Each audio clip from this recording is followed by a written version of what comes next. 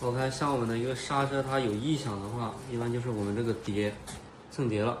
我们先观察这个刹车盘是不是说，垂直平行有没有变形？没有变形的话，我们就调节这个刹车器。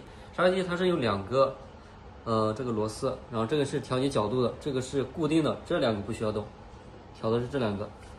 然后第一步先把这个调松，调松之后，然后我们这个刹车器它就可以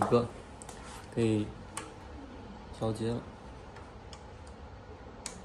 调节一个就是我们想要的角度。我们想要的角度基本上就是让这个刹车器为蹭倒，然后留一点点缝隙。我们确定好之后，可以说是一点点 OK， 这样就好。然后就开始固定这个刹车，固定好这个角度，也是这两个按钮，也是这两个螺丝。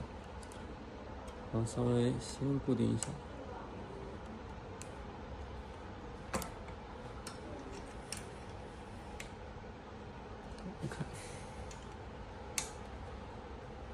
固定器，然后这个我们的前轮就没有声音了，因为它的声音主要是这个刹车盘蹭到刹车器。